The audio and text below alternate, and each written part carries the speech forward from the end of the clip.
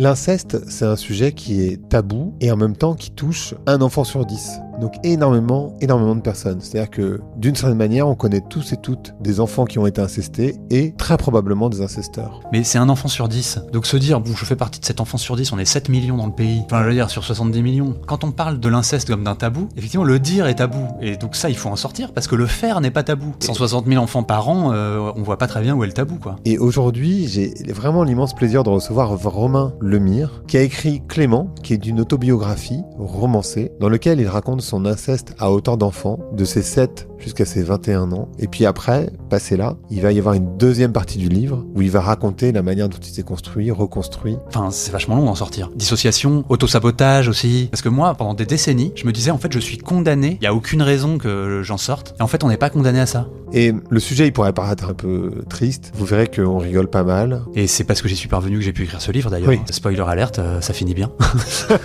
On peut s'en sortir. On peut s'en sortir. Romain, il a gagné le prix Goncourt du premier roman avec cet ouvrage qui est absolument merveilleux à lire, dérangeant par son essence, mais absolument indispensable. Je vous laisse écouter l'épisode. Allez, Vlan, c'est parti.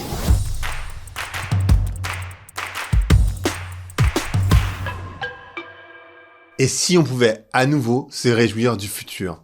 Je suis Grégory Pouy et sur ce podcast, je reçois des penseurs, des chercheurs, des créateurs qui m'aident à voir le monde autrement et à retrouver l'envie d'y aller. Pas avec un optimisme naïf, mais pas non plus avec un fatalisme résigné, mais avec lucidité et avec élan. Allez, bienvenue sur Vlan. Donc bonjour à toutes, bonjour à tous, bonjour Romain. Bonjour. Comment tu vas? Ça va très bien, merci. Bon. Je suis ravi de te recevoir. J'ai reçu ton frère sur un sujet qui n'a strictement rien à voir. J'aurais pu le recevoir sur ce sujet-là, mais c'est toi qui as écrit ce livre. Ouais. Donc c'est très différent. Pourquoi c'est toi qui l'écris ce livre? Pourquoi c'est moi et pas un de mes frères, Ouais. par exemple? Ouais. Bah je sais pas, je suis le premier à avoir dégainé d'une certaine manière. Moi je l'ai écrit dès que j'ai pu l'écrire, Ouais. en gros. Je pense que j'ai toujours su qu'il fallait que je l'écrive un jour. Je pouvais commencer que par celui-là et dès que je l'ai senti, je l'ai fait. Ok, net. Est-ce que parce que tu critiques pas mal la cuisine anglaise, et je me suis dit, Non. en particulier le plum pudding, qui a pris quand même 4 mois à être fait. Si je me souviens Oui, c'est bien. vrai. Ouais, il y a une page là-dessus sur même une jeune fille au père qui fait un pudding. Ouais. Et ça prend 4 mois parce qu'effectivement, il doit rassir dans une boîte, etc. Qu'est-ce qui s'est passé? C'est quand même très... Non, je pense qu'il faut être né là-dedans. C'est une culture. C'est une culture, voilà. Et par ailleurs, le livre m'a fait me replonger aussi dans mon enfance. Parce qu'en fait, comme tu rentres vraiment dans le détail, âge par âge, de 0 jusqu'à 49. 49, là. Oui, maintenant 49, mais dans le bouquin, tu vas jusqu'à 49, oui. Hein. Ouais, 40. alors le journal, il va jusqu'à 21 ans. Il y a vraiment deux parties distinctes. Oui, c'est ça. Partie de jeunesse sous forme de journal jusqu'à 21 ans. Et puis après, de 21 à 40. Mais du coup, tu m'as fait replonger dans l'amour que j'avais pour ma collection de billes. Que j'avais complètement oublié, pour être sincère. Et en fait, un amour de jeunesse. Ouais, et j'avais complètement oublié à quel point j'adorais les billes. On dit souvent mon père ce héros. Ouais. Comment ça résonne dans l'enfant de 7 ans? Parce que je crois que tu fais référence aussi. Enfin, tu regardes ton père et d'ailleurs, même à l'enterrement ou même après, en fait, beaucoup de gens te font des retours sur ton père était un mec génial. Et c'est vrai que quand on lit le bouquin, ton père a l'air d'un mec génial. Ouais, c'était un mec adulé. Érudit, enfin... Ouais, et adulé, mais pour de bonnes raisons, dans un sens. Enfin, je veux dire, c'était quelqu'un qui a été capable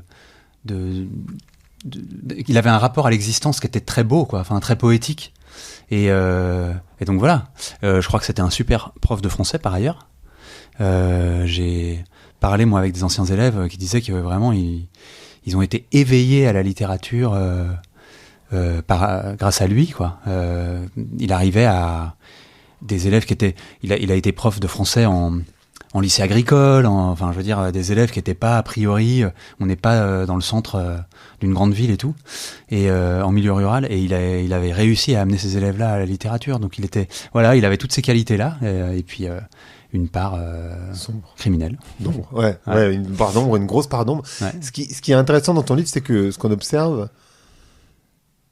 c'est que ça peut être n'importe quel homme, principalement des hommes, d'abord. T'en parles quand tu parles de MeToo, tu te dis, je me sentais pas trop à ma place parce que finalement, c'est principalement les femmes qui étaient victimes, alors que moi, j'étais un garçon et du coup, ça faisait moins de sens. Ouais. Mais donc, principalement des hommes, de toute classe sociale. Bon, vous, en l'occurrence, c'était une plutôt classe sociale moyenne, aisée, on va dire. On peut dire ça comme ça. Ouais, c'est ça, exactement. Ouais. Moyenne bourgeoisie, intellectuelle, parisienne. Ouais, voilà, c'est ça. Donc plutôt, voilà. Mais ça aurait pu être n'importe quel type de famille, mais surtout un homme adorable. Que les amis adoraient, que les étudiants, enfin, en tout cas, pas ceux qui ont été violés, ce que j'ai compris aussi. Oui, il y a des élèves, il y a des élèves qui ont été violés par ailleurs. Donc tous les autres, on l'ont trouvé génial, ce mec. Ouais. Et ça, c'est fou. Enfin. Bah ouais, mais c'est ça qui est intéressant. En fait. Oui, bien sûr, exactement. Dans cette complexité-là.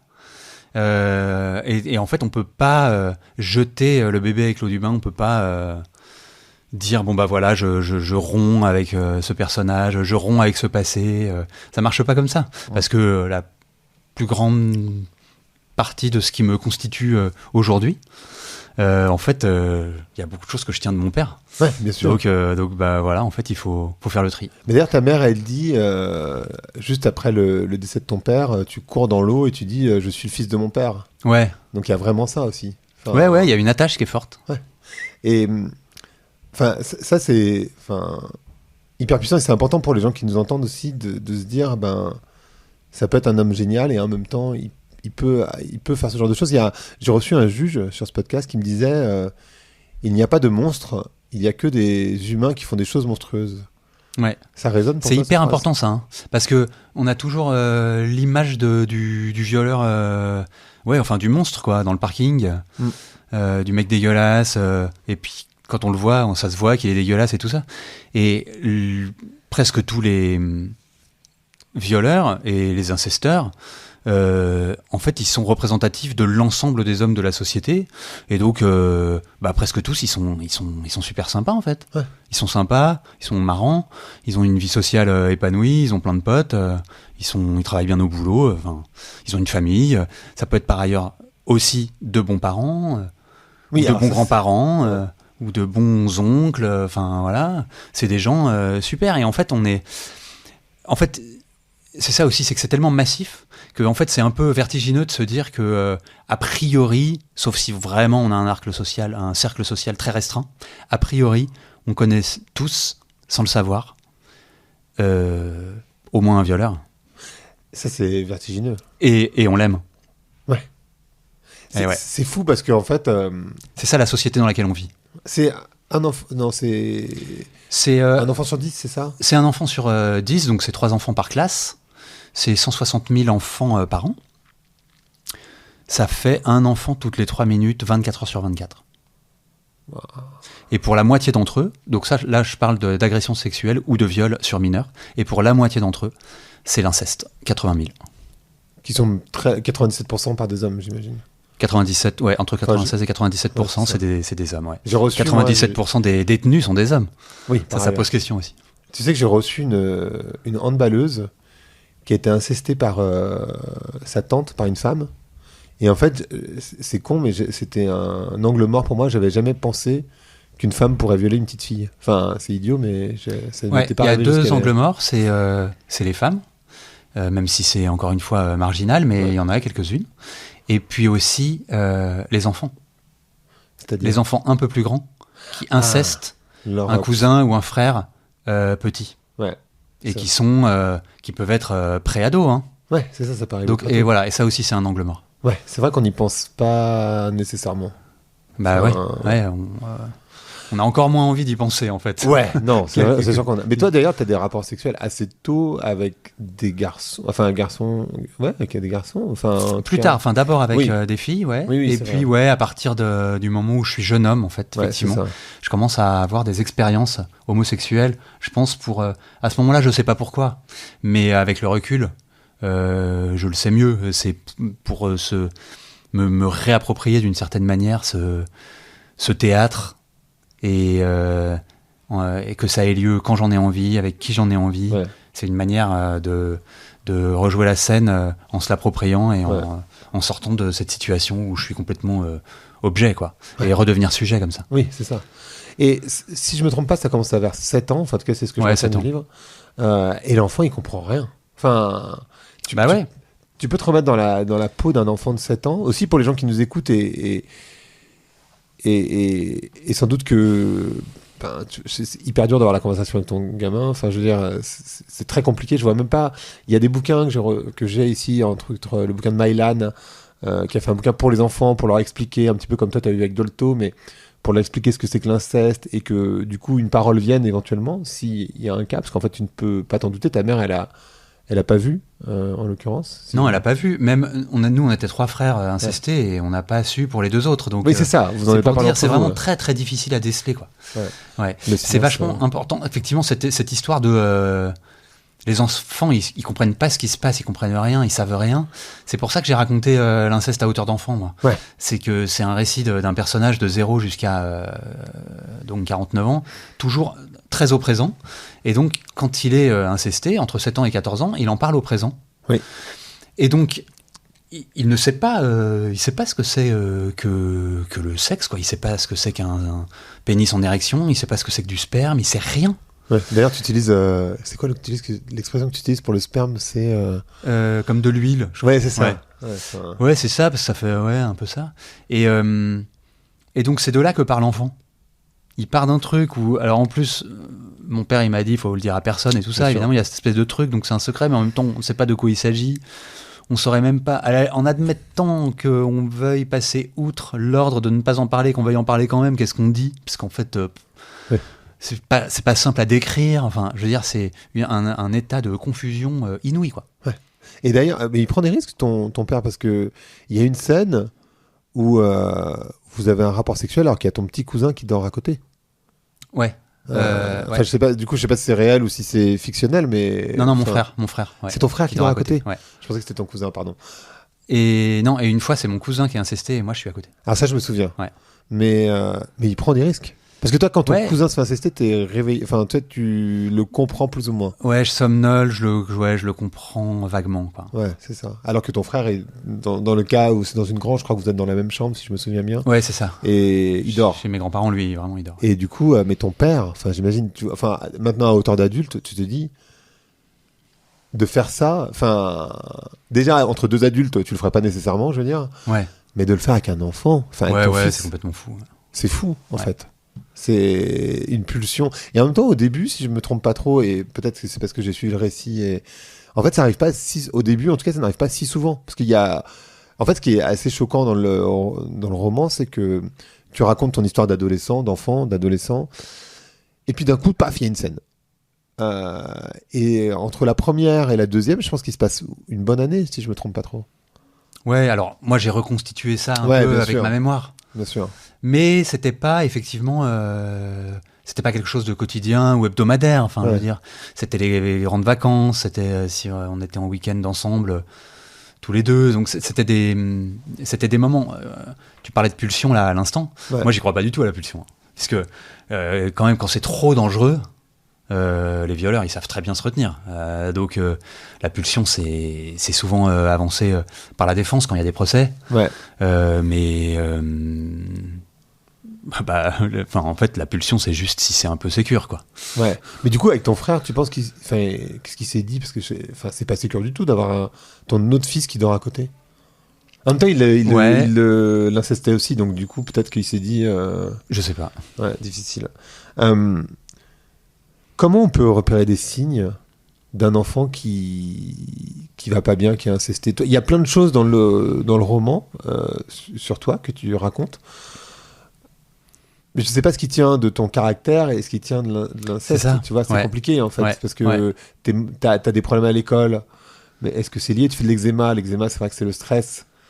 Mais est-ce que c'est alors ça, oui, eczéma, psoriasis quand même, normalement un enfant qui va bien, il n'y a aucune raison qu'il fasse de l'eczéma ou du psoriasis, c'est pas un virus, quoi. Ouais. Donc c'est une réaction et c'est vraiment un truc de somatisation typique. D'accord. Donc eczéma, psoriasis, problèmes de concentration, difficultés scolaires, difficultés à se concentrer, tout ça, même si maintenant, ce qui n'était pas le cas, moi, dans les années 80, maintenant, il y a les écrans aussi, qui posent des problèmes de concentration, et donc, il peut y avoir des confusions aussi, mais il y a ça. Et puis je pensais à un troisième truc, mais là, je m'en souviens pas, tu vois, par exemple. Non, mais c'est pas... Oui, pipi au lit. Pipi au lit. Typiquement, tu vois, des enfants qui font plus pipi au lit depuis longtemps et puis qui se remettent à faire pipi au lit. Comme ça a été le cas, par exemple, de mon frère aîné. Ouais. C'est ce que me raconte ma tante. Beaucoup plus tard, quand je pose un peu des questions.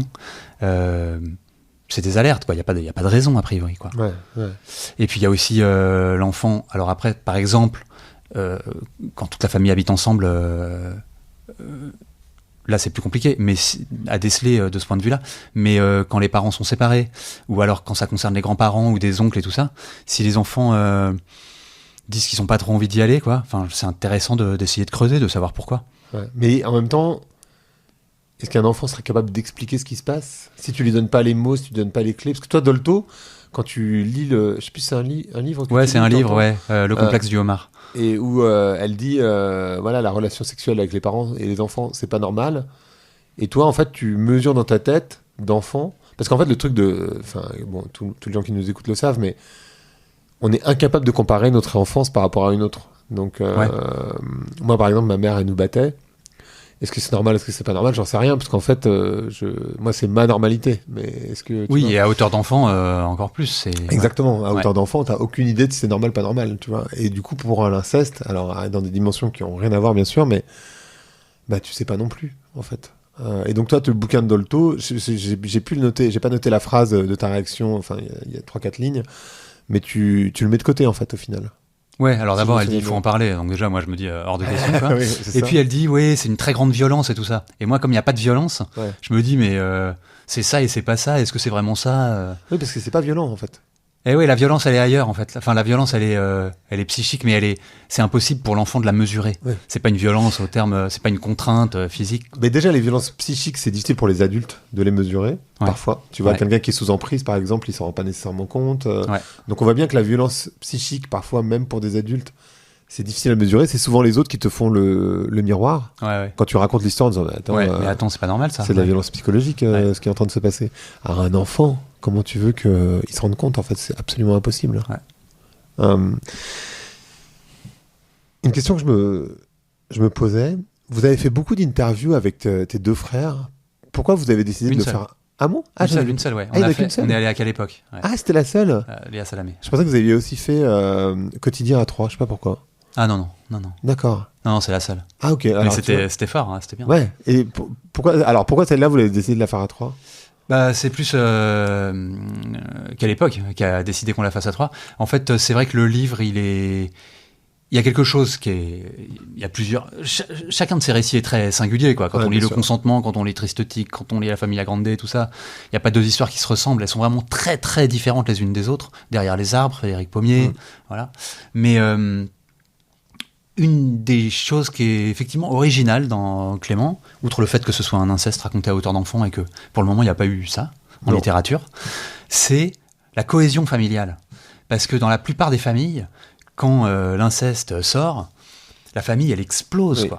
Elle explose, la victime est ostracisée, souvent quand même l'agresseur est protégé. Ou parfois c'est l'inverse, mais à ce moment-là ça explose aussi, il y a des gens qui se parlent plus, des accusations dans tous les sens, de gens qui auraient pu voir, qui auraient dû voir, qui n'ont pas été vigilantes, qui n'ont pas dit, qui savaient, etc. C'est hyper... Et donc les familles elles explosent, quoi.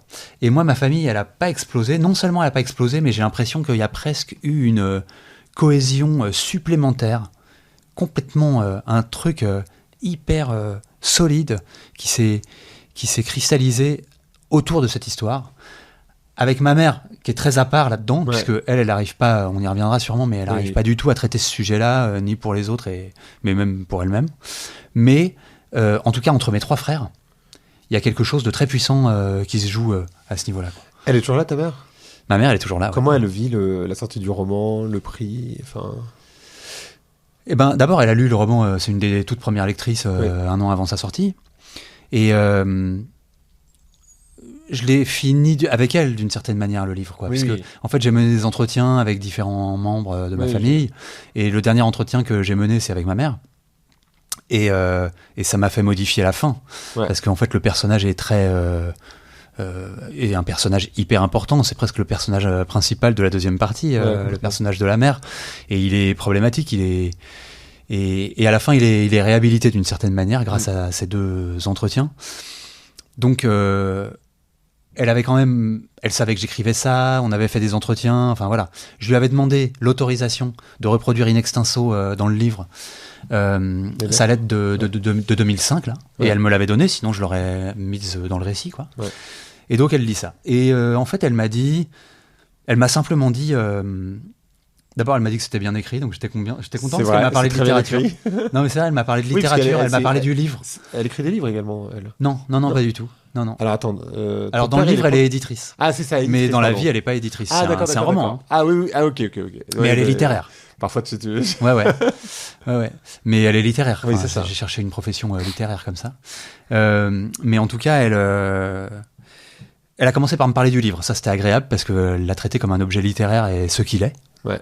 Et j'ai voulu faire un bon bouquin, agréable à lire, voilà quoi. Et c'est le cas. Et parce que est-ce qu'on a envie de lire un livre sur l'inceste, franchement? Non. On n'est pas sûr. Non. Et voilà, moi j'avais vachement envie qu'on s'attache au personnage, qu'on ait envie de tourner les pages, de savoir ce qui se passe ensuite, que ce soit un peu une épopée, quoi. Parce qu'on rentre dans la vie d'un gamin, en fait. Comment ? On rentre dans la vie d'un gamin. Ouais, c'est ça. Ouais. Et il y a quelque chose d'un peu... c'est un espèce de voyage au long cours avec un personnage qu'on lâche pas, voilà. Ouais, et puis nous on a le même âge, donc du coup je peux vraiment me projeter, quoi. Enfin, c'est ça, ceux qui ont été effectivement, qui sont nés à la fin des années 70, c'est ça. et à plus forte raison à Paris, ils m'ont retrouvé un peu ce Paris des années 80. Exactement, des années Mitterrand, quoi. Ouais, exactement. Oui. Donc, voilà. Et pardon, je t'ai complètement coupé. Mais donc ce qu'elle m'a dit juste après, elle m'a dit effectivement, c'est vachement dur pour moi de lire ça, parce qu'en fait je réalise en lisant ça que pendant des décennies, à chaque fois que j'ai dit ou fait quelque chose, je me suis planté. Ouais. Et elle avait pas du tout l'impression de se planter, sinon elle aurait fait autrement, quoi. Elle a pas voulu se planter. Donc c'était, et elle a découvert un peu tout ça d'un coup, quoi. Ouais, mais ça doit être très dur pour une femme d'être tombée amoureuse, d'être restée avec un homme qui était un grand prédateur sexuel, en fait. Ouais. Et donc de se dire... Et j'ai fait un épisode, je te disais avant qu'on enregistre, mais sur les angles morts d'une mère qui est psychologue et qui a écrit un livre donc qui s'appelle Nos angles morts et qui parle du viol de sa fille, et elle a su être là mais pas vraiment, donc c'est pour ça qu'elle appelle ça Nos angles morts, où elle explique du haut de ses 80 ans sa position et ce qui s'est passé, et ça doit être... C'est hyper difficile, en fait, quand t'es la personne d'à côté, les accompagnants, entre guillemets. Enfin, accompagnants, c'est pas vraiment accompagnant, mais c'est vraiment les personnes d'à côté. Et on voit bien votre sœur, elle y a laissé sa vie d'une certaine manière, quoi. Même si c'est pas vraiment direct, mais enfin, il y a quand même des liens, je pense.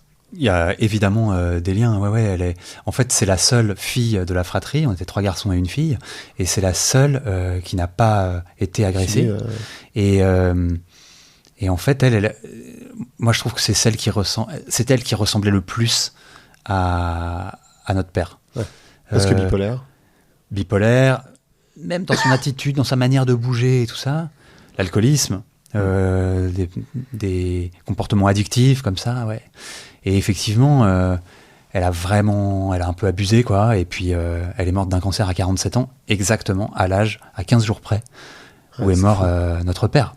Qui lui s'est suicidé, donc c'est incroyable. Enfin, c'est vraiment, c'est extrêmement troublant, quoi.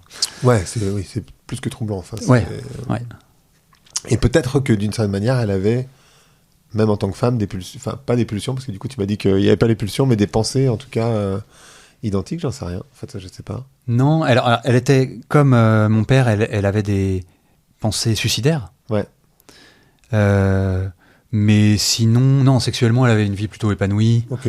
En plus, elle était vraiment totalement hétéro, ma sœur. D'accord. Ouais, non, là, ça, je crois pas. Pour le coup, non. Ok. Qu'est-ce que je voulais dire ? Il y a la place du silence. Moi, je l'ai noté avec Victor, qui vous surprend, si je me trompe pas trop. et qui dit rien, où il y a une histoire. J'ai Ouais. noté, Ouais, c'est ça. Victor qui vous surprend. Donc, Ouais, il y a une scène. Ouais, il y a une scène dans la maison en Normandie c'est ça. où Clément est sur les genoux de son père et ils s'embrassent. Enfin, voilà. Et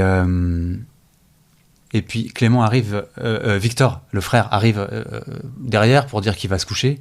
Et il voit ça, il y a juste un échange de regards et puis il part se coucher. Et le silence, c'est le. Parce qu'en fait, ce que tu dis est dans votre vraie histoire, pour le coup, je jongle avec les deux, mais il y a eu du silence entre vous, les 3 frères qui avaient été incestés. Ouais. Il y a eu du silence aussi avec les étudiants. Enfin, j'imagine que vous les connaissiez pas nécessairement. Ah ouais, non, alors là, moi, on Vous avez a appris découvert après ça coup, beaucoup ouais. plus tard. Ouais, c'est Ouais, ça. ouais. Donc en fait, c'est le silence est ce qui pèse le plus. En fait, c'est ce qui facilite la vie des prédateurs. Ah, le D'une silence, certaine c'est la condition qui permet aux prédateurs de violer ou d'agresser. C'est la condition absolument nécessaire, évidemment, mais même, en fait, suffisante. Le silence, ça suffit pour ne pas être inquiété au fil des années. Et d'ailleurs, tu dis dans le livre, le silence ne protège pas, il détruit. Ah ouais, mais ouais. Ouais. Parce que, ouais... Mais c'est plus tard, hein. Ouais, c'est plus tard. Mais effectivement, en l'occurrence, ce roman-là, c'est un roman sur l'inceste pour la première partie, mais en fait, c'est une petite première partie, c'est presque la situation initiale du livre. Et en fait, c'est plus un livre sur les décennies qui suivent et sur la bombe à retardement que représente l'inceste, quoi. Oui, et c'est là que le silence, en fait, il pète à la gueule des victimes qui n'arrivent pas à se reconstruire tant que les choses n'ont pas été remises à leur place. Et pour remettre les choses à leur place, la seule chose dont on dispose, c'est le langage, quoi. Ouais, c'est ça. J'imagine que tu as fait des milliards de différentes thérapies, ou je sais pas si tu as fait des thérapies par le corps ou... Non, j'ai fait une psychothérapie pendant 6 ans. Ok. Mais pas une psychanalyse, hein, une psychothérapie. C'est pareil. Et voilà, c'est tout. Sinon, c'est plus un... c'est pas tout, parce que tu as écrit ce livre, donc à mon avis, c'est quand même Alors, ta meilleure psychothérapie. C'est vrai en que là, l'occurrence. on n'est pas loin de la psychanalyse. Mais même si c'est romancé. Oui, bien sûr. Et qu'il y a un travail littéraire derrière. Mais il y a un... En fait, moi, je me suis plus reconstruit. Enfin, d'abord, ça a été très très important quand même, cette psychothérapie. Donc, oui, je l'ai faite. Oui, mais effectivement, ça suffit pas. Et en fait, je me suis vachement reconstruit par l'expérience, en fait, de manière complètement empirique, en allant chercher des limites à droite à gauche, pour dessiner mon propre territoire, quoi. Après. Ouais. Et c'est vrai que tu parles de la drogue, si je me trompe pas trop. Ouais, un peu. Tu parles de tes relations sexuelles adultes, j'entends, donc de la bisexualité, de vouloir de... Ouais, qu'il y a une bisexualité qui est pas assumée à ce moment-là, donc c'est complètement bancal. Enfin, c'est assez foireux quand même. Ouais, c'est ça. Mais en même temps, tu cherches tes contours. Parce qu'en fait, ils ont été détruits quand tu étais enfant. Bah ouais, pulvérisés. Ouais. Et puis l'alcool qui est assez présent. Oui, c'est vrai aussi. Oui, bien sûr. Oui, moi, je l'associe aux drogues, mais c'est vrai que c'est vrai qu'en France, on a tendance à pas associer l'alcool à la drogue. Mais c'est toi qui as raison. Mais pour moi, c'est vrai que l'alcool, je l'associe à la drogue. Mais après, mon père était alcoolique aussi, donc du coup, je vois. Et c'est une drogue. C'est même la drogue la plus accessible et la plus socialement, tu vois. Au sens scientifique du terme. Oui, c'est ça. Et c'est hyper socialement accepté. Voire, si tu bois pas, tu fais un peu chier, quoi. Tu vois.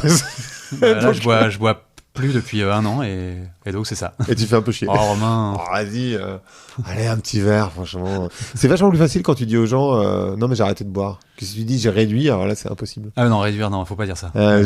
C'est un très bon argument. Pour ceux qui veulent arrêter, n'hésitez pas que vous réduisez, il faut dire qu'on arrête. Faut être t'as cette phrase aussi dans le livre qui dit il faut un village pour violer un enfant.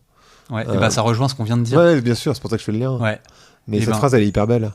Ouais, parce que il faut un violeur et puis il faut tous les gens autour qui perçoivent des choses et qui se taisent. Tu penses qu'il y a des gens qui ont perçu au fur et à mesure ? Contexte. Comment ? Tu penses qu'il y a des gens qui ont perçu au fur et à mesure ? J'ai l'impression que... En fait, je sais maintenant que y a des gens, des proches de mon père, en fait, des amis à lui, en fait, clairement, qui, dans les années 60-70, savaient que il avait des attirances pédophiles et que il avait agressé des mineurs et qui n'ont rien dit. Parce que aussi à l'époque c'était un peu plus accepté, je pense, non ? Ouais, c'est un contexte qui est complètement post-68 là. C'est ça. Parce que on voit j'ai plus les noms en tête, mais les Sartre, comment il s'appelait cet auteur que j'aimais bien en plus qui raconte comment il couche avec des enfants, ou Claude François qui dit moi les filles après 18 ans, qui raconte Maznev, exactement, ou Claude François qui raconte que après 18 ans les filles elles sont passées, en fait elles sont trop vieilles, que lui idéalement c'est entre 14 et 18. Alors oui, pour moi ça reste des enfants, hein. Enfin tu vois, on a le même âge, donc bon, une fille de 14 ans, enfin tu vois, ça me passe pas par la tête, quoi, ça n'a aucun sens. Bien sûr. Même 18 d'ailleurs, mais vraiment bref. Donc en fait c'était dans une époque où, et c'est horrible, hein, mais c'était un chouïa plus accepté aussi. C'est peut-être pour ça qu'ils ont rien dit. C'est pas pour les excuser, mais ouais, bien sûr. C'est pas du tout le même contexte. Et puis là, il s'agissait d'élèves de première, de terminale, donc pas non plus des enfants, quoi. Ouais. Et mais ils ont rien dit. Cela dit, si mon père était régulièrement muté, quoi. Oui, c'est ça que c'est exactement là-dessus que j'allais répondre. Parce qu'en fait, ton père était muté, et ta mère, elle s'est jamais posé de questions sur ses mutations. Bah non, il changeait d'établissement. Donc il lui mentait, enfin. Je sais pas. C'est étrange ça quand même. Ma mère, elle n'a pas su avec qui elle a fait sa vie, avec qui elle s'est mariée. En fait, mon père ne s'est pas présenté à ma mère tel qu'il était. Oui, c'est ça. D'abord, mon père, déjà, sans même parler de pédophilie, et encore moins de pédocriminalité, il faut bien faire la différence entre les deux. Sûr, oui. Pour les gens qui nous regardent et qui nous écoutent, là, vraiment, la différence hyper nette, étanche entre les deux.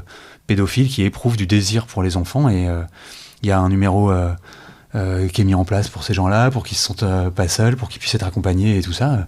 C'est une maladie mentale, ça se soigne. Pédocriminel, celui qui est passé à l'acte. Oui. Et sans même parler de pédophilie ou de pédocriminalité, mon père déjà, à la base, il était bisexuel. Oui. Et il s'est marié avec ma mère sans lui dire qu'il était bi. Donc déjà, il y a un énorme malentendu. Oui, alors qu'à l'époque, c'était plus accepté aussi, c'était plus fluide. Alors, non oui et non, quand même, l'homosexualité était un délit. Ah, encore à ce moment-là. Ok. Mes parents, ils se sont mariés en 68. Ok. L'homosexualité était un délit, donc c'est quand même... pas terrible. Là aussi, le contexte n'est pas le même. Ok. Mais quand même, enfin, je veux dire, après, dans le milieu littéraire qui était le leur, le milieu théâtral et tout ça, aucun homosexuel ou bisexuel ne s'en cachait. Enfin, je veux dire, il n'y avait aucun problème. Mais donc, mon père, il s'est marié avec ma mère sans lui dire qui il était, d'une certaine manière. Elle l'a découvert plus tard. J'imagine, je me mets à la place de ta mère, tu vois, par empathie, je me dis, mais enfin... Elle a passé une vie à côté d'un homme, pas une vie entière, parce qu'effectivement, il s'est suicidé à 43. Il a passé 23 ans marié. Ouais, donc c'est 23 ans de sa vie avec une personne. T'as des enfants, 4, et tu ne sais pas qui est la personne. Enfin, c'est flippant quand même. T'imagines pour elle. En fait, c'est pas que tu sais pas qui c'est que je pense qu'elle le connaissait très bien, mais pas tout. Ouais, mais ce qu'elle connaissait était vrai, était juste. Oui. En fait, on est multiples aussi. Tout. Hein, on est des êtres multiples. Ouais. Et ça, c'est aussi important de le dire, parce qu'on ça peut prendre différentes formes d'ailleurs, mais pas forcément celle de la pédocriminalité, mais on est des êtres multiples. Mais bien sûr, et il y a énormément de gens. Si vous allez sur la dalle de l'Arche de la Grande Arche de la Défense à 9h moins 10 du matin en semaine, tous les gens qui sont là en costard cravate, pour le coup, qui ont absolument rien à se reprocher du point de vue juridique, légal. Ouais. Mais et qui sont mariés, qui ont des enfants, qui ont un monospace et tout, mais qui ont des vies en fait qui sont des punks quoi des fois. Parfois. Et puis dont c'est le jardin secret. En fait, on est vraiment des êtres multiples, et je crois qu'on est beaucoup plus nombreux que ce qu'on veut bien croire à être des êtres multiples. Ouais. Et par ailleurs, il y a des gens qui tiennent ça, qui peut-être par je sais pas exactement, mais qui réfrènent cette partie d'eux-mêmes, peut-être, j'imagine. Ouais, et ça, c'est pas bon. C'est pas bon. Là, il y a aussi, alors là, on commence à toucher à une question sur la masculinité et sur la féminité, qui à mon avis, une grosse connerie. C'est-à-dire cette espèce d'idée selon laquelle, quand on est un homme, il faut ranger sa sensibilité au placard, la garder pour soi, la gérer, ne pas l'exprimer en tout cas. Et donc, dans cette sensibilité-là, il y a les désirs. Ouais.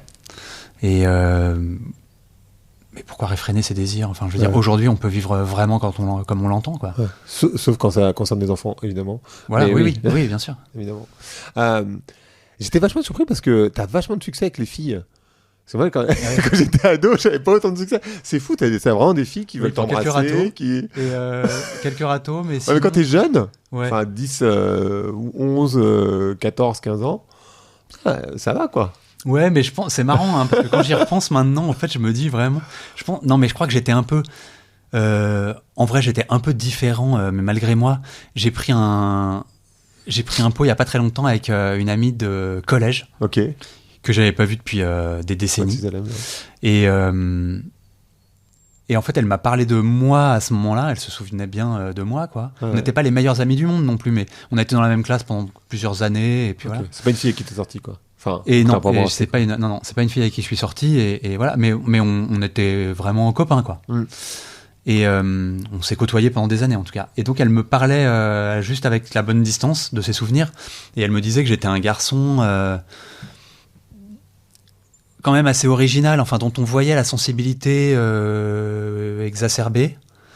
Et j'étais un garçon plutôt apprécié, que ce soit par les garçons ou par les filles. Dans mon collège ou dans mon lycée, j'avais pas mal d'amis et tout ça.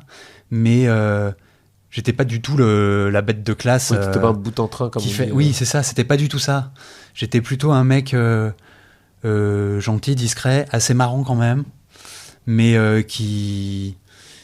je pense qu'il touchait pas mal de camarades par cette peut-être très grande sensibilité qui était un peu exacerbée, ouais. Et qui s'exprimait malgré moi. Moi, je m'en souviens pas. Moi, quand elle me dit ça, je me reconnais pas du tout. On est assez mauvais pour avoir du recul sur soi-même. Ah oui, bah ouais. Par essence. Ouais.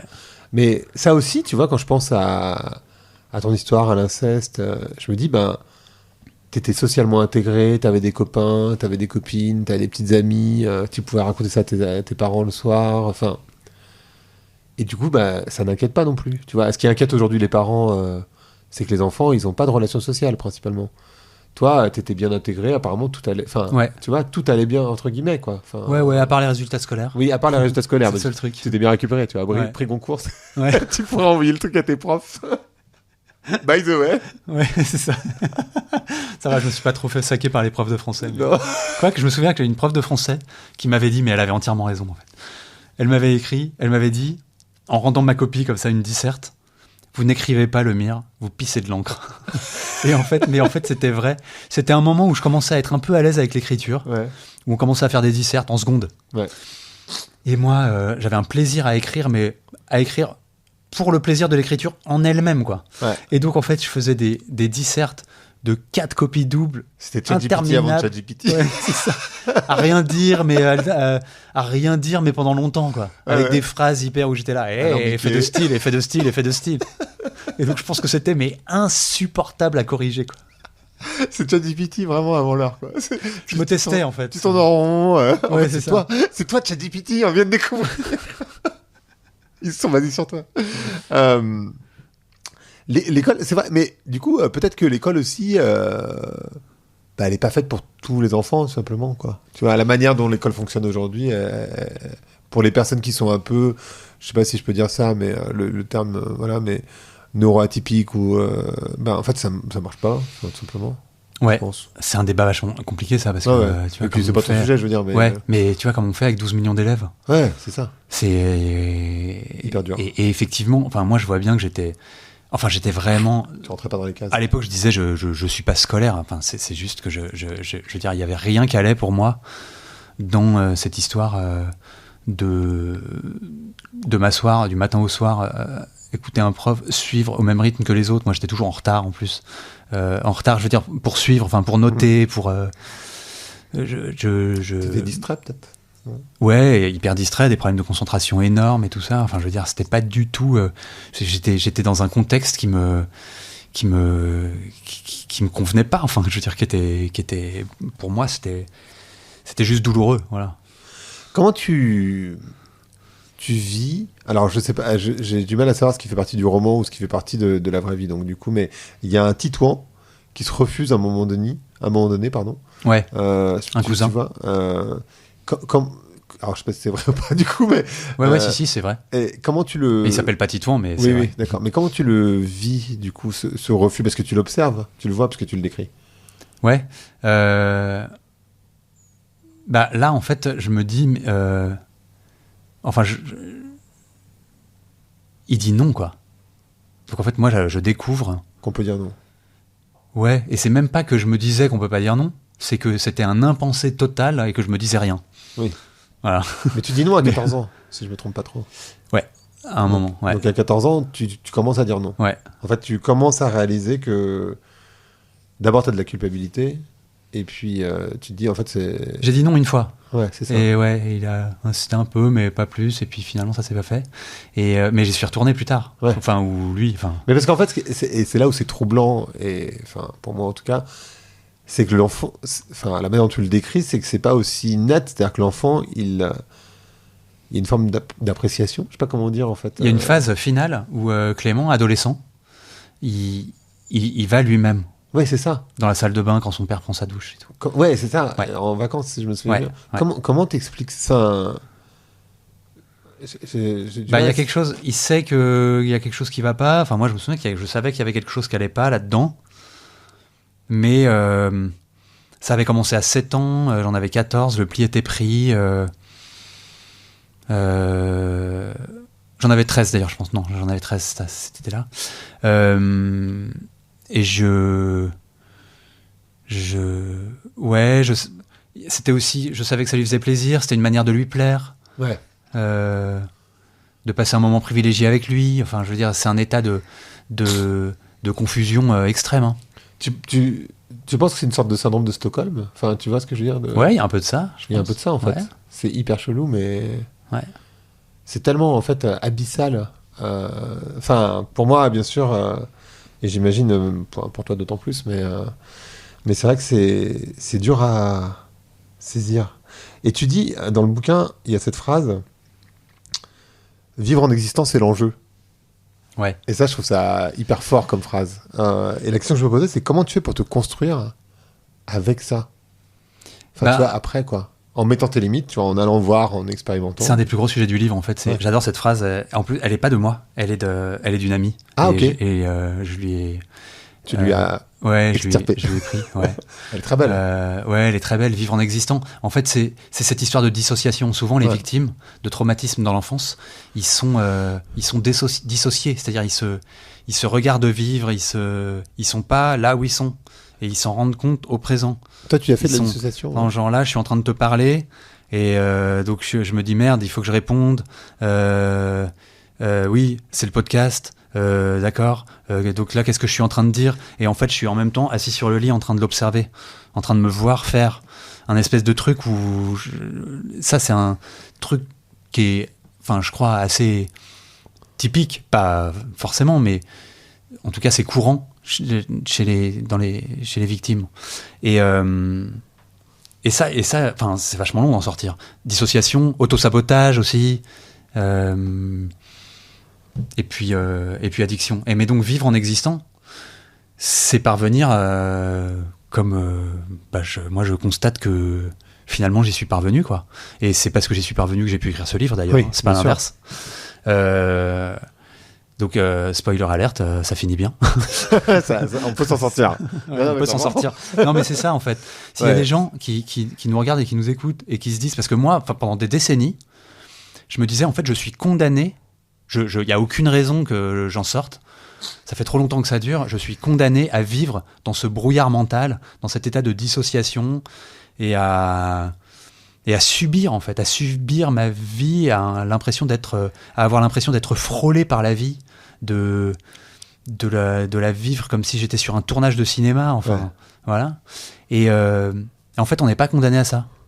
On n'est pas condamné à ça. Et alors, Clément, il a sa manière de s'en sortir. Et je pense que moi, si j'avais lu ce livre il y a 20 ans, il m'aurait fait gagner beaucoup de temps. Ouais. Mais voilà, on a chacun la sienne, évidemment, quoi.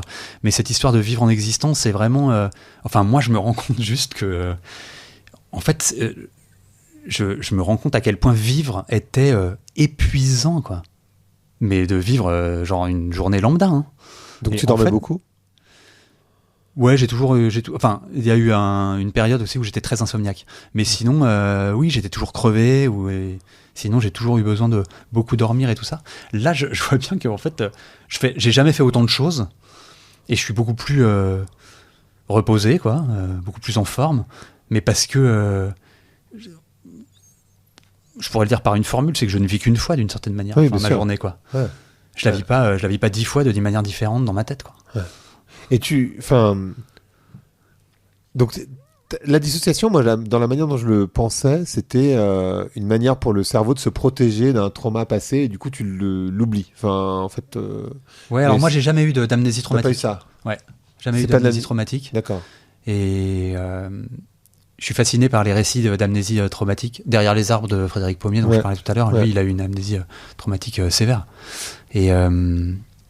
Et donc là, c'est encore autre chose, parce que je parlais tout à l'heure de gagner du temps ou de perdre du temps. Là, on en perd vraiment beaucoup. Ouais. Moi, j'ai toujours eu des souvenirs très nets, quoi. Ok. Ouais. Ok. Donc toi, c'est juste, entre guillemets, de la dissociation, c'est-à-dire le fait de te regarder comme spectateur. Ouais, mais ça empêche de se projeter. Oui. C'est-à-dire, et on voit dans Clément, à partir du moment où il est jeune homme, il a des histoires d'amour qui sont toutes des histoires d'amour qui sont très belles, qui sont romantiques, qui sont fortes, qui sont puissantes, qui sont sincères, qui sont tendres, qui sont... Mais il y met fin, quoi. Il finit toujours par... Ouais, il y a un espèce d'horizon indépassable à chaque fois.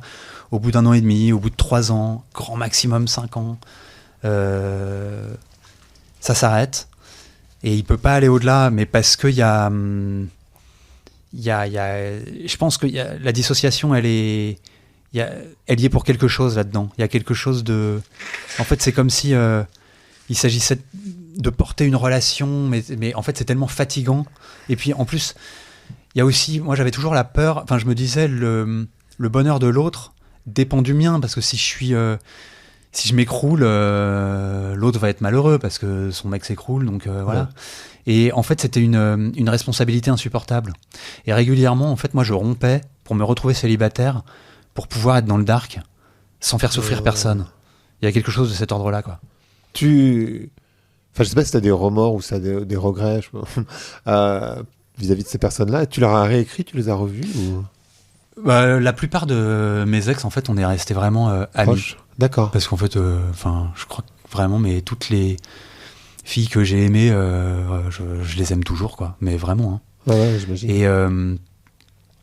Et donc, pour la plupart d'entre elles, on se voit, on se voit régulièrement, quoi. D'accord. Et on est vraiment Proche. amis, quoi. Ouais. C'est fou, ça. Mais après, moi, quand je me retourne sur ces histoires, en fait, c'est un peu bizarre, parce que je me dis, mais j'ai presque l'impression que chacune d'entre elles aurait pu être celle d'une vie, quoi. Ouais.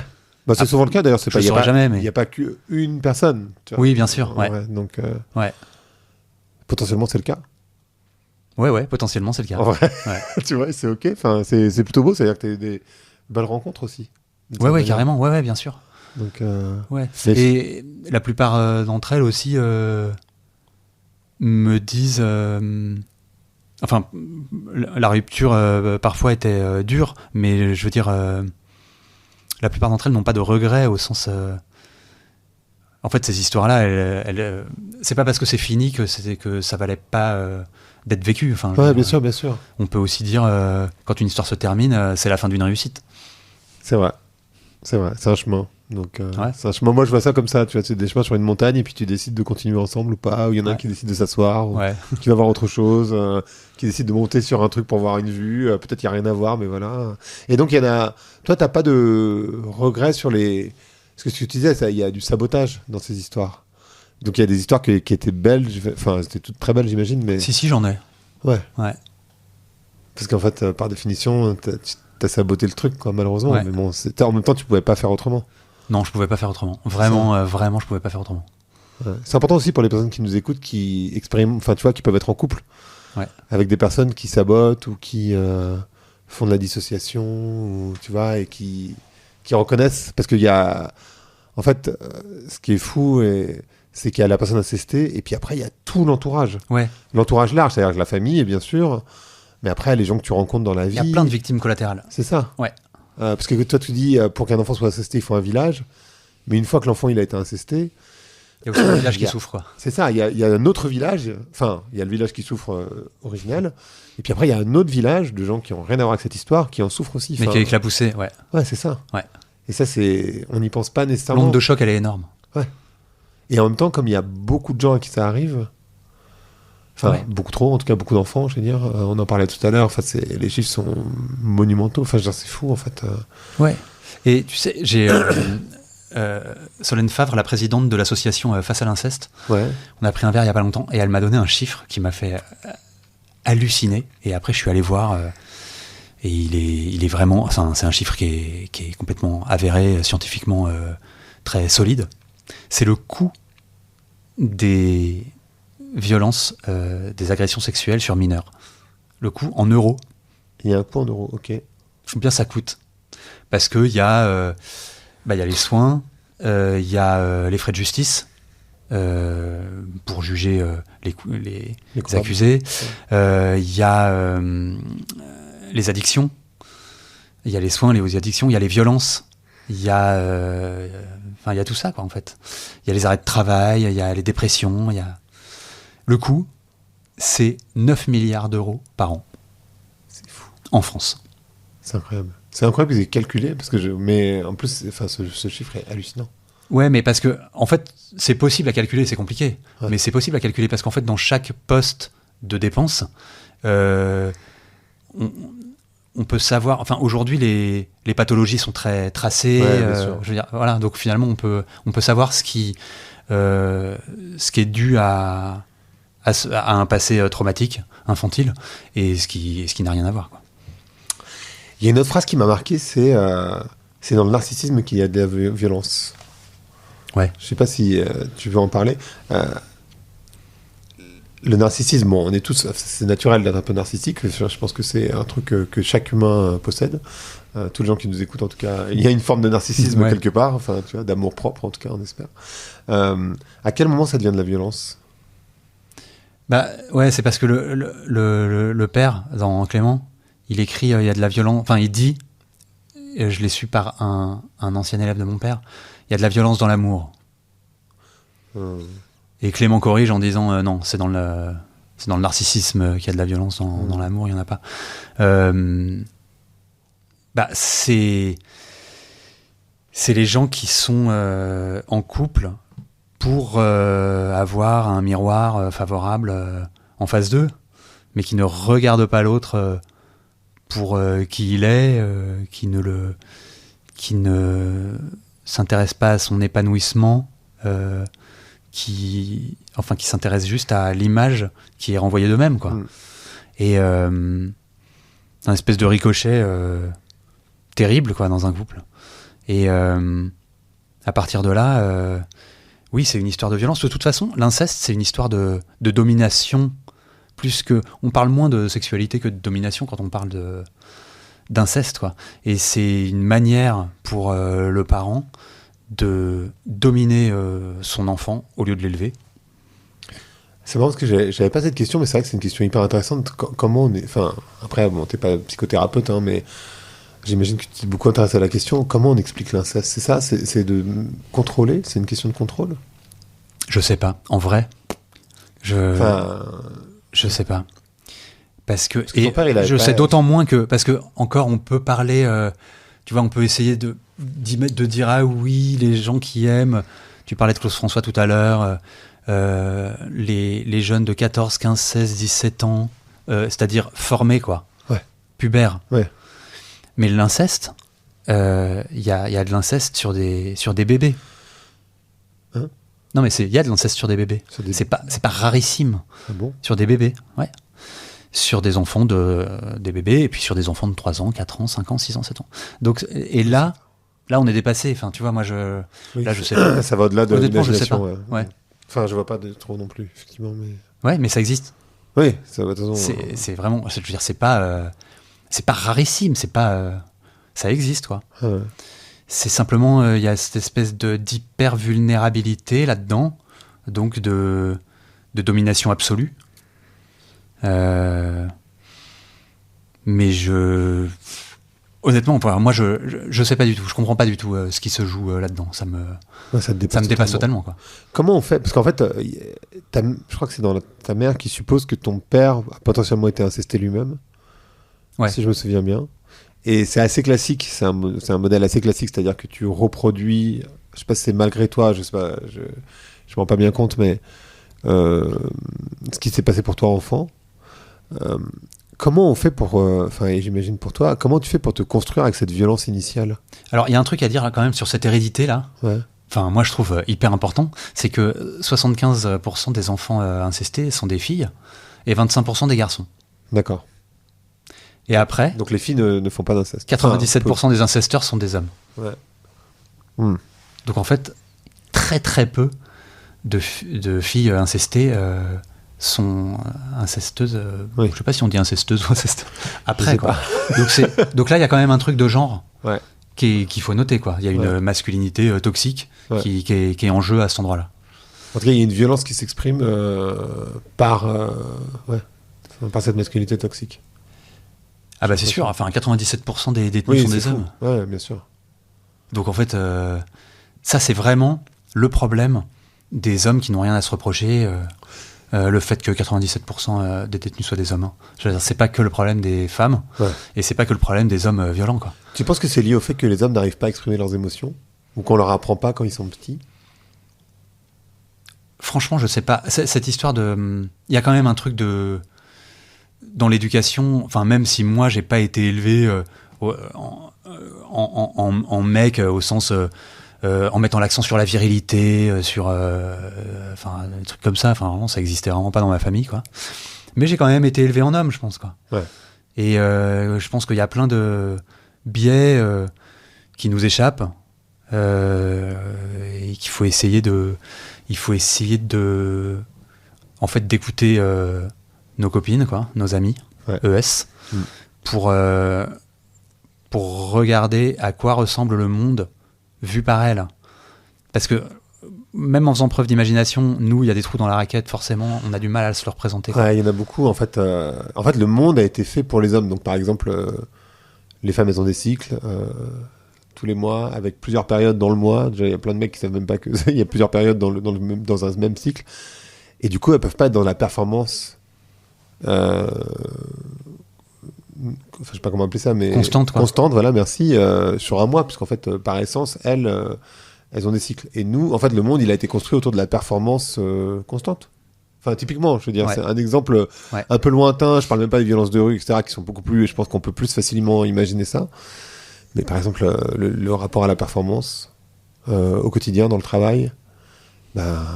Nous, pour un mec, c'est entre guillemets facile, ça a été pensé pour nous, en fait. Donc, du coup, c'est constant. Et oui, du lundi, le mardi, le vendredi, la semaine d'après, c'est pareil. Pour une femme, par définition, c'est pas pareil. Enfin, tu vois, rien que cette réalité-là, je pense que les mecs la voient pas beaucoup, parce qu'en fait, ça rentre même pas dans notre cadre, en fait. Ouais. Je sais même plus comment on en est arrivé là, mais...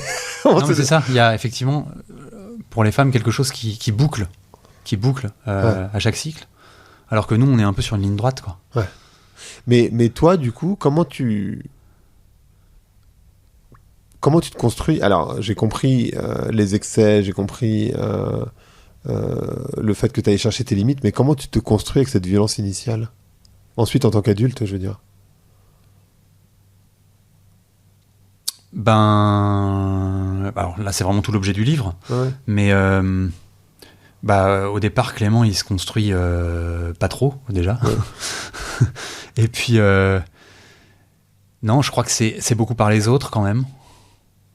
Que ce soit par mes amis ou mes amours, moi. Enfin, c'est beaucoup... je pense que c'est beaucoup les autres qui m'ont sauvé.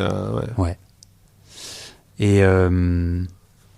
Et puis, par l'expérience, encore une fois, par le fait d'essayer des choses, d'essayer de comprendre qui je suis. Ensuite, il y a encore une autre phase qui consiste à l'assumer.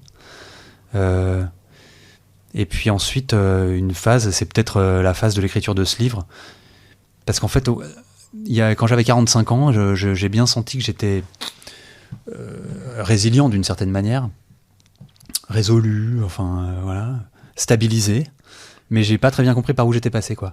Et il vient un peu de là, ce récit. Je me suis dit, je vais essayer de comprendre quel a été mon parcours. C'est comme si j'étais allé d'un point A sur un GR. C'est comme si j'étais allé d'un point A à un point B par un jour de brouillard non-stop dans le blanc. Et t'as perdu tes clés et tu retournes. Et arrivé au gîte de l'étape suivante, d'essayer de voir sur la carte par où j'étais passé, quoi. Ouais. Parce que j'ai rien vu.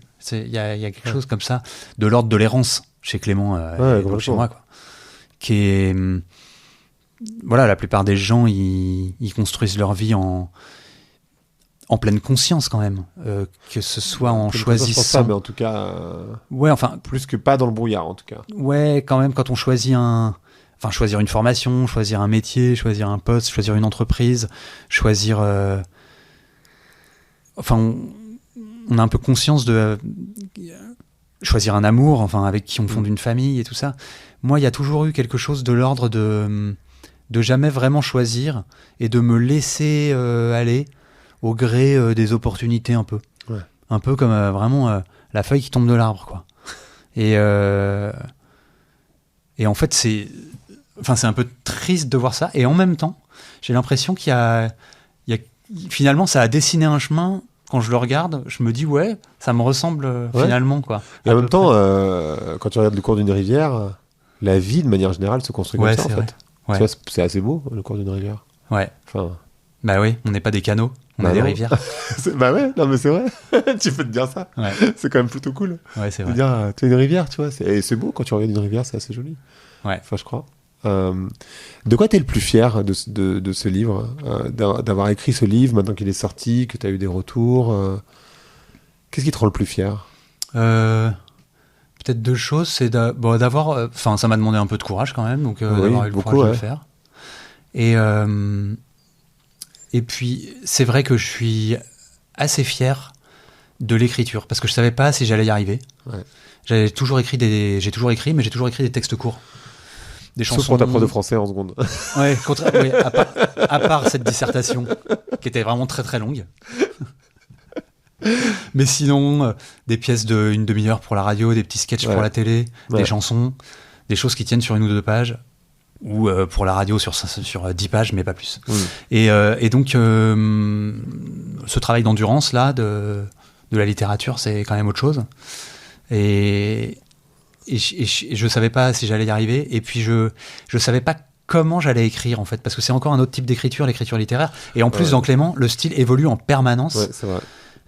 Y a un style avant 7 ans, un style entre 7 et 12, et puis un style quand il est adolescent, qui est très différent, et puis jeune homme, et puis après le style évolue encore en permanence jusqu'à 49 ans, parce que le personnage mûrit, il s'étoffe, le champ lexical s'élargit, et puis à la fin ça devient vraiment littéraire, quoi. Et je suis fier d'avoir réussi à trouver cette évolution, et puis d'avoir réussi à trouver cette écriture finale qui est vachement... je sais que je me suis donné vachement de mal pour choisir mes mots, quoi. Je me suis jamais vraiment satisfait du premier coup d'un mot. J'ai beaucoup utilisé le dictionnaire des synonymes. Moi, je trouve que c'est super d'utiliser le dictionnaire du synonyme, parce que ça permet, même si finalement on garde le mot initial, d'aller explorer un champ lexical. C'est comme faire ses gammes, quoi. Et donc moi, je suis un laborieux, j'écris assez lentement. Mais quand je l'ai relu une dernière fois, quand j'ai eu le livre en main. Tu l'as relu juste avant sa sortie. Ouais, je l'ai relu à ce moment-là. Ouais. Wow. Et puis comme ça m'a permis un peu de la noter pour préparer la promo et tout. Ouais, puis j'avais envie de le lire, voir s'il y avait une coquille, on sait jamais. Ça arrive. Et ouais, je me suis dit, c'est bien. J'étais content par rapport à ce que j'avais imaginé pouvoir faire. Ouais. En tout cas, voilà, je me suis dit, j'y suis, quoi. Et puis là, prix Goncourt du premier roman, c'est quand même fou. Bon, ça c'est incroyable. Là, franchement, déjà quand on a été en lice, avec les éditrices extraordinaires que j'ai 2 éditrices merveilleuses au Cherche Midi, Marie Misando et Emmanuel de la Comté, qui m'ont appelé au mois de juillet en me disant on veut absolument le faire, est-ce que vous l'avez donné à un autre éditeur, on voudrait vous convaincre de le faire avec nous. Vraiment, c'était un coup de fil qui a été un soulagement pour moi immense. Sans que le livre était déjà écrit, t'as envoyé le manuscrit? Ouais, j'ai envoyé le manuscrit. T'avais pas l'éditeur Ouais. avant d'avoir écrit. Et donc déjà, quand on a été en lice pour le Goncourt, on se disait, bon, ça y est, c'est vraiment génial, ça fait parler du livre. Dans la profession, les gens voient passer Bien sûr. le sujet et tout ça. Ça y est, on peut mourir. Et puis là, on l'a eu. Bon, alors là, on savait plus quoi dire. Bah, pour une fois, j'avais plus les mots. Où est-ce que, et je pense aux personnes qui ont été incestées, qui n'ont pas fait de coming out, je sais pas si on peut appeler cette expression, Ouais. où est-ce que tu as trouvé le courage de le faire, et en particulier de le faire de manière aussi publique, pour le coup? Ouais. Ah oui, alors il y a d'abord de manière privée, Oui, j'imagine. et tout ça est dans Clément, mais enfin, remarque de manière publique aussi, c'est dans Clément. Et ça commence par en parler à une personne, déjà. C'est vraiment pour les gens qui n'en ont jamais parlé à personne. Ça commence par là. Et ça peut être d'ailleurs quelqu'un d'ultra proche. Ça peut être Lou, la meilleure amie. Mais ça peut aussi être quelqu'un en qui on a toute confiance et qu'on connaît depuis moins longtemps et moins bien, parfois. Enfin, c'est pas forcément... voilà. Moi, j'ai reçu...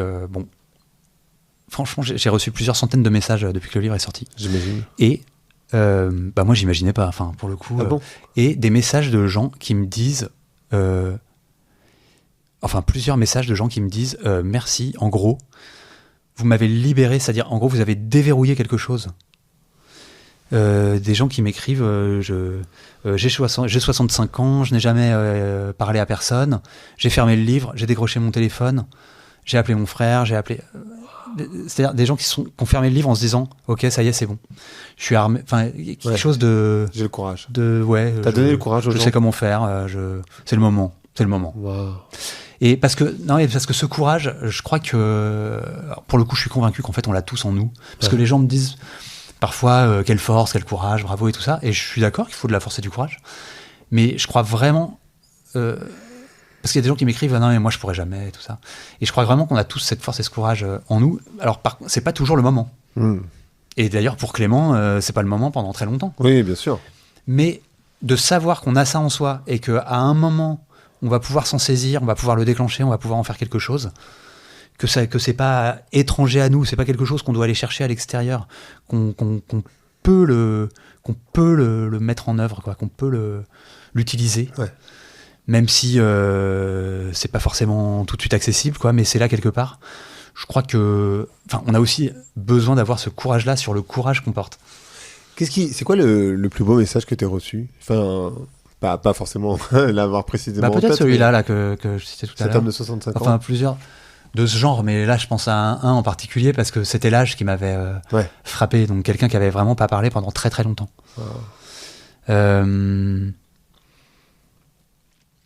Voilà, des gens qui me disent... et puis, en fait, des gens qui me disent vous avez réussi à mettre des mots sur ce que j'éprouve très très intimement et que j'arrivais pas à définir. Et ça... ça c'est super parce que moi j'ai vraiment essayé de décortiquer, de déplier le plus soigneusement possible. C'est aussi pour ça qu'il fait 400 pages ce livre. Les ressorts psychiques, psychologiques, les difficultés du personnage à chaque phase, quoi. Et donc c'est un texte hyper intime. Intime. Oui, c'est bon. Il y a vraiment, à un moment dans Clément, j'écris si je n'écris pas tout, je n'écris rien. Et je me souviens que quand j'ai écrit cette phrase, je me suis dit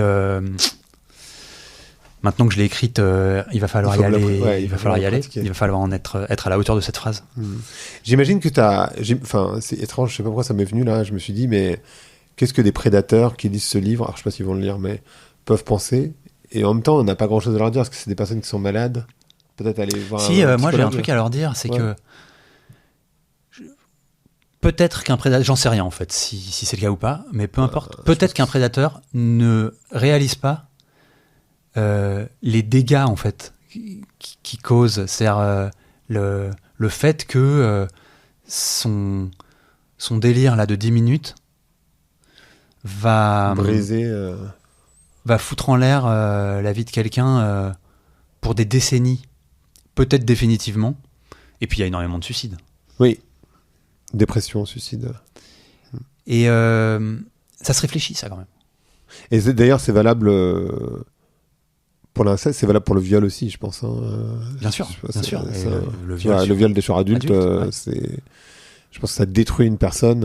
Et le mec, très, très généralement le mec, qui fait ça, c'est un délire, effectivement, pour reprendre ton mot, de X minutes. Enfin, tu vois, quand je pense par exemple à Patrick Bruel, là, qui est dans l'actualité, je me dis, mais enfin. Bon, il n'est pas coupable jusqu'à preuve du contraire, mais. Ouais, mais alors, c'est toujours pareil, il y a présomption d'innocence, et puis il y a aussi présomption de bonne foi des plaignantes. Oui, moi on est bien sûr, enfin, moi en tout cas, je suis plutôt du côté des plaignantes, hein, comme tu peux imaginer, mais pour ça que je me suis repris en fait tout seul, mais c'est bon, je veux pas non plus faire des diffamations, mais qu'est-ce qui peut se passer dans la tête d'un mec comme ça? Enfin, je veux dire, c'est fou, en fait, parce que tu détruis la vie de gens, enfin, et effectivement, je pense que. On en parlait tout à l'heure, c'est une histoire de domination. Ouais. Non, mais par exemple, quand tu les drogues, tu vois, comme ça a été le cas pour Flavius Flamand, je me dis, mais. Tu domines plus rien, Pellico. Ouais, Pellico. Domination. Ouais. Qu'est-ce que tu as envie de dire à l'entourage? À l'entourage qui. Bon, s'il n'est pas conscient et qu'il a. Peut-être il peut poser des questions ou discuter avec un enfant, je sais pas, d'abord, et puis après, une fois qu'il est conscient, je veux bien que tu différencies les deux, c'est-à-dire l'entourage en amont et l'entourage en aval de la révélation, quoi, ou de la prise de conscience. Alors, il faut être attentif aux signaux, ça c'est sûr. Les signaux étant pipi au lit, ce que tu disais, eczéma, psoriasis, problème de peau de manière générale. Ouais, et puis il y a des enfants qui parlent de manière spontanée, mais ils vont pas aller au fait immédiatement. Ouais. La première phrase, elle va être une approche, être un peu attentif à ces signaux-là. On a de plus en plus de parents, parce que les parents sont des gens comme nous tous, et comme toi et moi, et donc on le fait tous, qui, sans même s'en rendre compte, parce qu'on fait plus gaffe, parce que ça fait des années qu'on vit comme ça, sont là à scroller, font pas vraiment gaffe. Ouais. À ce que le gamin dit autour, au goûter et tout. Et en fait, faut être branché quand même, faut être connecté, quoi. Parce que un enfant qui parle, et si c'est sans effet... Ouais, il va pas en parler. Ouais. Alors, c'est une fois, hein, c'est un pistolet à un coup, hein, à mon avis. Donc il y a ça. Après, c'est hyper compliqué. Ce qu'on constate dans la plupart des familles, c'est que en fait, c'est ça la grande difficulté. Ça rejoint ce que je disais tout à l'heure. La plupart tout au début de notre entretien, la plupart des incesteurs, ils sont aimés dans leur famille. Ouais. C'est le père. Le père, on l'adore. Il est super. Ouais. Mais vraiment. Donc, qu'est-ce qu'on fait? Alors déjà, moi, il y a un truc qui me scandalise, c'est que dans les cas, et c'est pas toujours le cas, mais dans les cas où on met l'enfant à distance en attendant un procès et un verdict, c'est l'enfant qui quitte le foyer.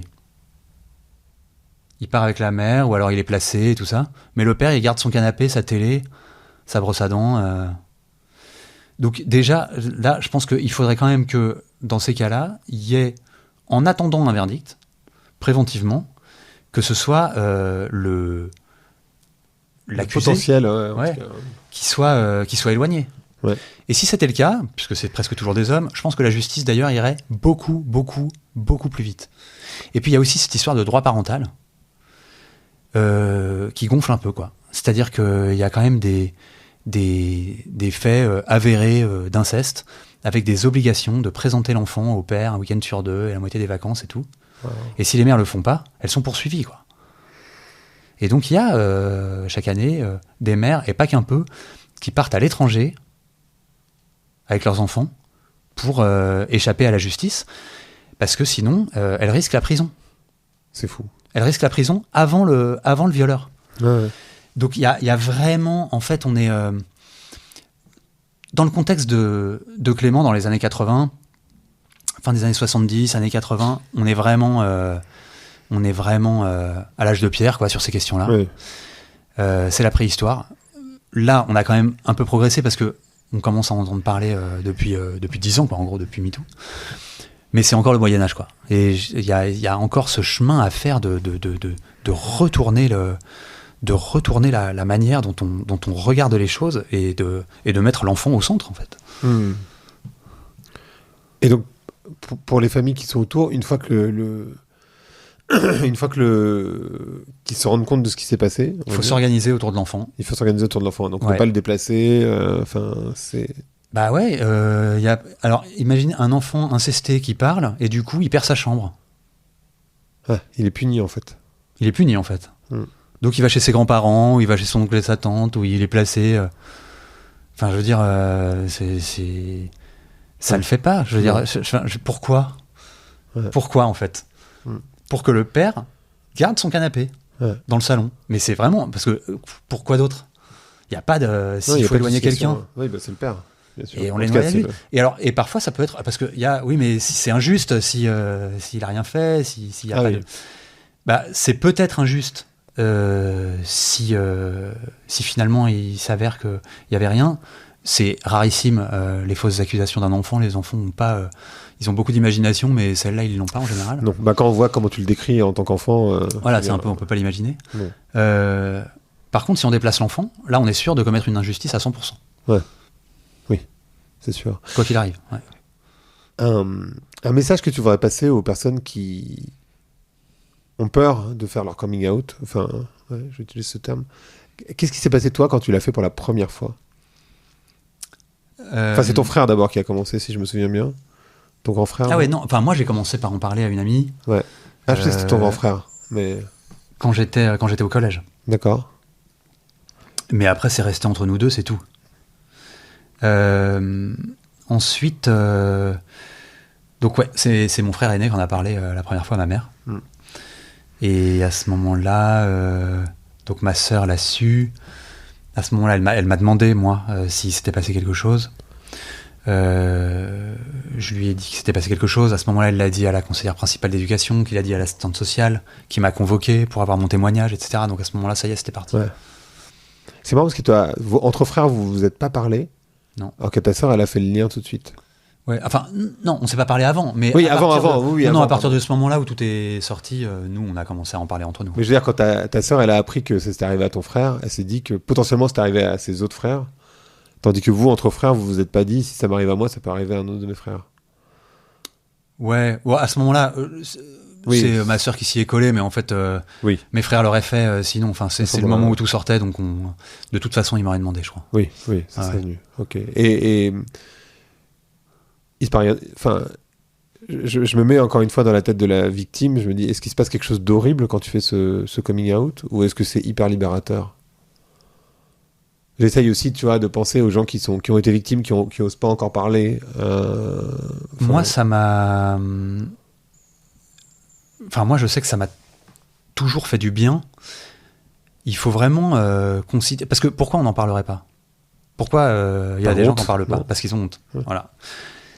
Et il faut vraiment se dire que donc, chez les mineurs, le consentement n'existe pas. Non. Donc la question comme ça, elle est réglée. Pas de consentement. Quelle que soit l'attitude de la victime. Une fois qu'on est débarrassé de cette question-là, on peut prendre l'inceste ou une agression sexuelle sur mineur de quelqu'un qui est extérieur à la famille pour ce que c'est-à-dire comme un accident. Comme si on tombait sur un chauffard en bagnole. Mauvais endroit, mauvais moment. Et donc voilà, en fait, il faut en parler.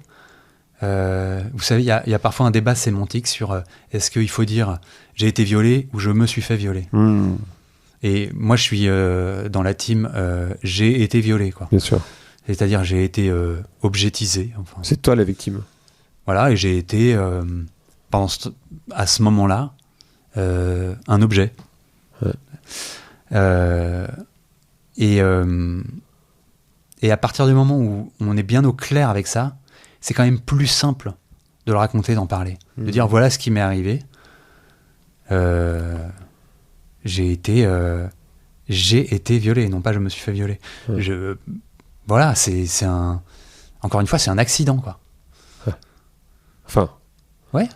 Alors, En tout cas, ce pour qui, toi. est, ce qui est la différence avec un accident, c'est qu'il est systémique. Donc là, C'est il ça. pose des questions sociétales et tout ça, Mm. qui sont des questions de genre. Enfin, après, on peut aller très loin. Mm. Mais en tout cas, d'un point de vue individuel, on peut se dire, bon, bah voilà, je fais partie de ce 1 sur 10.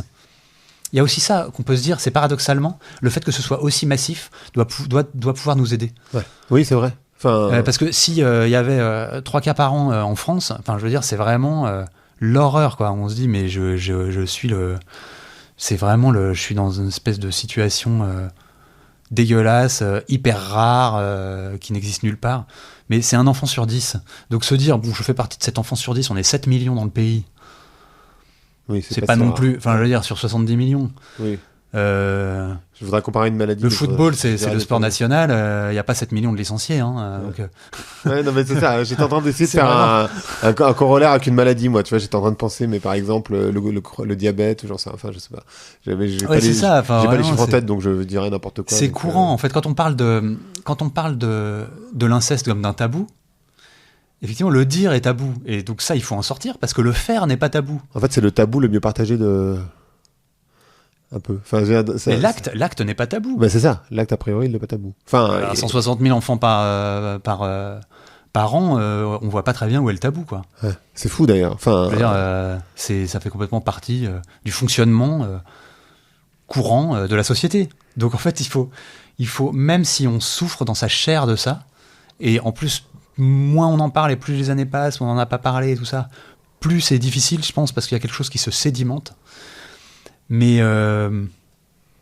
il faut en parler comme presque. Là, je vais employer un mot très fort, mais et évidemment qu'il ne s'agit pas de ça, mais presque d'un point de vue très factuel, comme d'une anecdote. C'est-à-dire juste, voilà ce qui s'est passé, voilà ce qui m'est arrivé. Et après, on rentre dans la complexité des choses, on voit que c'est pas du tout anecdotique, que en fait c'est un tsunami, que en fait on vit très difficilement, que en fait ça nous poursuit, que en fait ça nous hante, que d'accord. Mais je veux dire, ça peut commencer par en parler à une personne de confiance de manière très factuelle. tu penses, enfin, on a parlé de la masculinité toxique, etc. Comment on pourrait enrayer ce phénomène juste en parlant, tu penses? Si on en parle de plus en plus, j'imagine que ça devient de plus en plus compliqué pour les prédateurs. Enfin, j'en sais rien. Moi, je vois que ça. Et notamment, alors, mais en parler à qui? Et notamment, je sais qu'il y a des assos qui interviennent dans des écoles pour parler de ces questions-là. Ouais. Et pour dire aux enfants, on vous dit toujours de ne pas parler aux inconnus dans la rue. Mais en fait, le danger peut aussi être dans votre famille. Alors, ils sont hyper formés pour le dire à des enfants de CP, CE1. Ouais. On va pas leur dire avec n'importe quel mot. Et puis après, il y a des jeux de rôle et tout ça. Mais ça, moi, alors là, pour le coup, je me dis, mais si j'avais eu ça en classe, j'aurais pas eu cette sidération absolue quand ça m'est arrivé, quoi. Et alors là, moi, je suis vraiment très partisan d'intervention. Ça peut être l'infirmière scolaire, ça peut être l'assistante sociale formée pour ça, ou ça peut être des assos qui interviendraient, je dirais, moi, tous les 2 ans. CP, CE2, CM2, 5e. Et puis voilà, éventuellement jusqu'à la 3e avec ça existe déjà, les sessions d'éducation naturel, à la vie c'est ça, sexuelle. Mais ça ce serait, enfin je veux dire, Super. ça ce serait vraiment utile pour le coup. Former les profs aussi à détecter des signaux et à recueillir cette parole. Ils le réclament d'ailleurs. Hein. Donc les instituteurs, les profs, qu'il y ait un module dans le BAFA. Dans le BAFA, il n'y a rien. Ah non? Je crois pas. Ok, je sais À pas. vérifier. Mais à ma connaissance... Chez les scouts aussi, potentiellement. Comment? Chez les scouts aussi, potentiellement. Parce qu'en Ouais, fait, ouais, enfin pour le coup, pour encadrer des jeunes dans ce genre de contexte, c'est le BAFA, je crois, c'est ça, hein? mais je pense que oui, mais Ouais. je n'étant pas expert, Ouais, ouais. je connais le BAFA, mais je colonie de sais pas très bien vacances, si... scout, oui, ouais. Je sais pas classe. si les scouts font le BAFA. Enfin bon, moi, j'en sais rien. Ouais, bah je sais pas là. J'avoue que je sais pas non plus, Ouais. j'en sais rien. Désolé pour ceux qui nous écoutent, Ouais. qui sont fans des scouts. N'ayant pas fait les scouts, je sais pas. Est-ce que c'est, enfin, parce que je t'avais dit au tout début, enfin, avant qu'on enregistre, mais ce podcast, le but, c'est de donner envie du futur, ou redonner envie du futur.